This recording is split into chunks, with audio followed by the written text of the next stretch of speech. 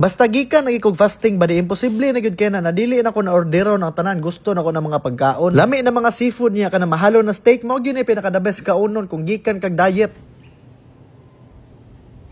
Rada diha ba di, mukbang na mo tag binulto ani. Basta mag-crave na kong pagkaon na lami ba di, mag-order gigwa na sa Davao Seafood and Meat Supplier kay sila man pud gud ang connection sa mga imported na mga karne. Isa ka bulan na gyud ko nag-diet ba di, dili gyud na pwede og dili imported ang akong kaunon. Kaning lobster na akong gi-order ba di tag 5 mil ang buok ana nya, kaning half na king crab tag 7 mil. Kaning gikan sa Japan na oyster brato ra man na, pero kaning tomahawk steak na A4 ba di tag 10 mil. Di ka kamugana og gaon ba di na tag 22,000 sobra ang akong gibayran para sa isa ka kan-anan lang. Pero sa tinuod lang ba di, gipalit lang nako ng king crab tungod kay nasiya tunok-tunok o gipalit lang po nako ng lobster tungod kay cute siya. Wala man ay payong na Rolls Royce ng tomahawk steak na akong gipalit bari, pero ganahan lang ko kay dako siya bukog. Basta wagyu na gani na karne ang imuhang paliton bari, dili gyud na pwede kung dili na gikan sa Japan kay kung paliton na nimo sa lahi na nasod aw class A man na. Ayaw gyud kahadlok mo butang og dagang asin ug paminta na badi kay baga kani mo ning diksyonaryo na libro. Ang importante gyud na badi basta magluto kag A4 na tomahawk steak dapat dili gyud na kusog ang imuhang kalayo. Kay kung imuha pong kusgon mura na naguma ang karne unya hilaw ang ilalom. Medium po na paggaluto akong ganahan na baday aron pink ang karne. Grabe kadugay na gud kay nakuha kakaon og king crab baday oy, pero one half lang akong gipalit kay di naman ako ni mahurot. Tanawar kung tabaan na baday oh, murag unod sa durian. Pero gipalit ra man gihapon na nako kay nay tunok-tunok. Karon pag ko kitag lobster baday na tag 5 mil ang isa ka buok, mao tong hapit nako gi-report ang page sa nagbaligya kay mahal kaayo. Pero gi-explain niya baday na Boston lobster daw ang tawag ani, mao nang mahal kaayo kay mahal biyang pamilite gikan US ha. Paghawa sa wagyu baday akong gitan-aw kung tama ra ba.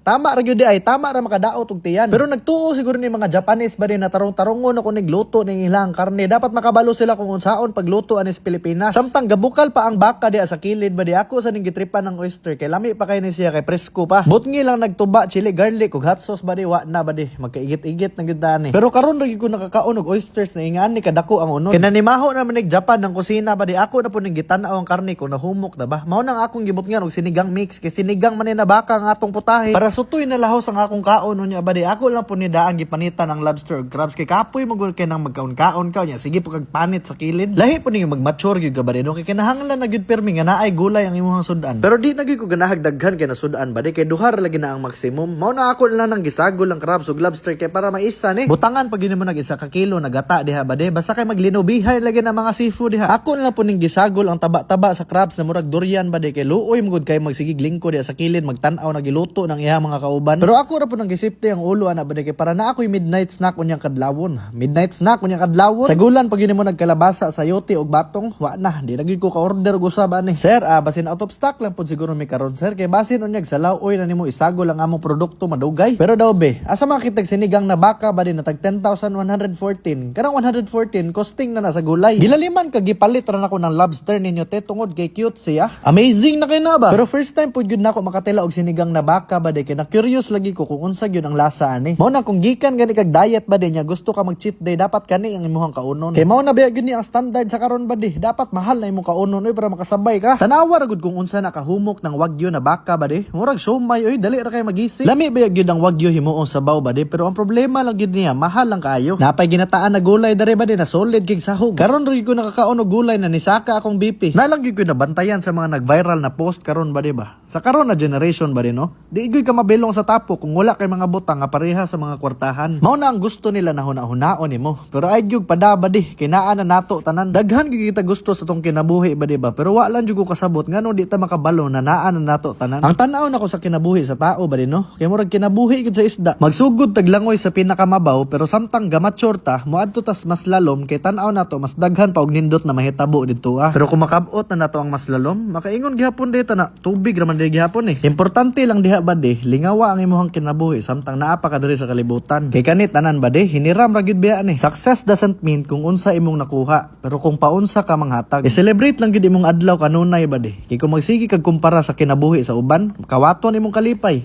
Mia